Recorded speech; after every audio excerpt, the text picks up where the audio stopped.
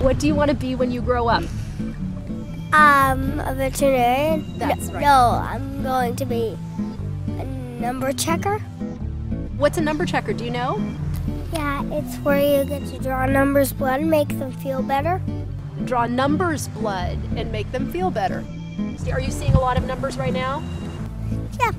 Where are they and what are they doing? 2 tens. The real 10 and the imaginary 10. Sometimes I wonder, is she seeing stuff and that it really is there, it's just we're not seeing it?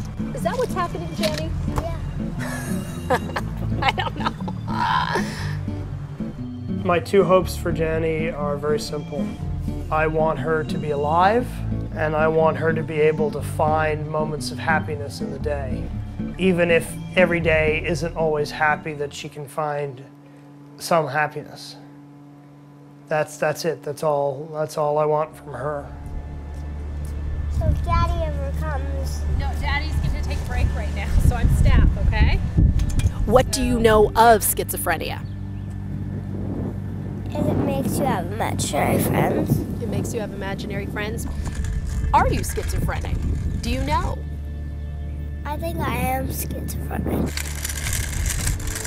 As a baby, she never slept, and that's, as I always say, it's not hyperbole. She literally would not sleep. She would do 20, 30-minute power naps 24 hours a day. So as a newborn, she was getting 2-3 hours of sleep a day. Otherwise, she'd just scream. Until we one day figured out that when we stepped outside, she stopped screaming. We went back in, she started screaming again. By 3 months, we were taking her out all day, every day. And we did this for 2 years straight. One place wasn't enough. It's like her mind was a sponge. We'd go somewhere, she'd absorb it, she'd grow bored with it, and then we'd have to move on to the next place. So we might go to the zoo, a play area, and Barnes & Noble play area all in the same day. At 2, she started to talk about what we thought were imaginary friends. Why? The first one to appear was 400 the cat, and she would just play with 400. We didn't think too much of it. Oh, I know what she needs. You need a Thorazine, Jenny. The medication, the Thorazine, for every delusion that the Thorazine kills, another one comes to take its place. And Jenny's unwilling to let go of the good ones because they're her friends. She had always been very, very social because, of course, we were out all the time. But then, right around her 3rd birthday, she started to become antisocial. She would scream at people if they called her January. She would tell her friends that she didn't want to play with them anymore. At one point, she had probably as many as 20 or 30 friends, and they just, slowly all dropped away. And the number of imaginary friends kept growing and growing and growing. And then, at 5, the violence began. She began hitting, kicking, biting, throwing shoes. When I would say that she would hit, these weren't like tantrums. The impact of her blows was like she was fighting for her life. And there was no warning.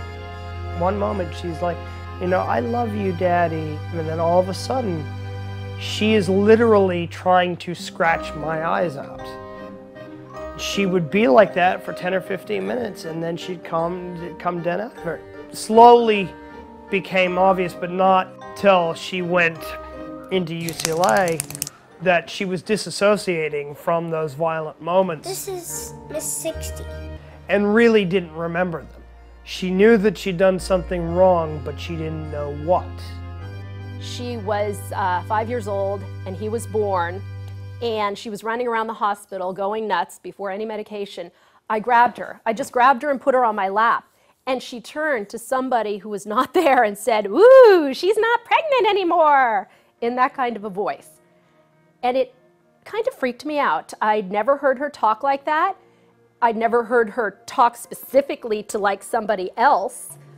We knew she had all the imaginary friends, but it didn't quite, it started to sort of add up, basically. But we did take her to a psychologist because it got to the point where we couldn't live with her.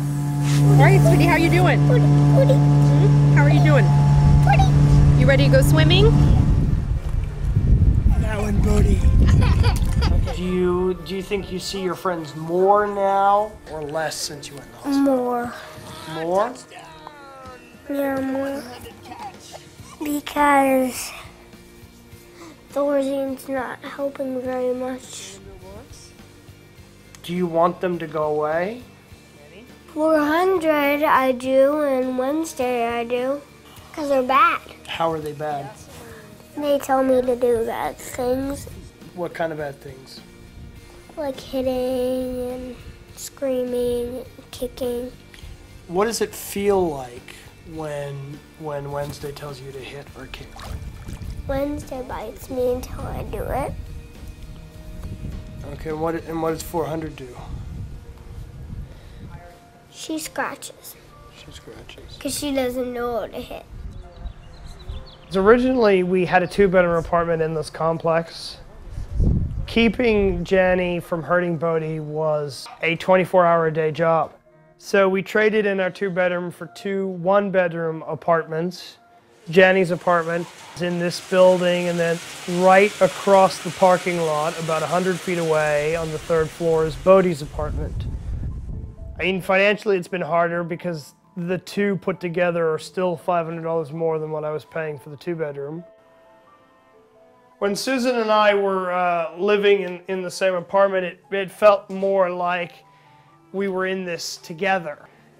You know, since we've you know, been in the separate apartments, you know, I feel like we are not as close anymore, and that leads us to attacking each other more, blaming each other more. It's because we have no one else to blame. You know, both of us are under such immense stress at all times. You know, I wish she could have had more of a childhood than she has had, but you know, her illness took that from her. You have to think about it like you have this sweet, blonde, normal-looking 6-year-old girl, but there are all these characters that are out to get her. And as long as she is occupied, they stay at bay. This is never going to be over. I mean, this is a lifetime illness for her.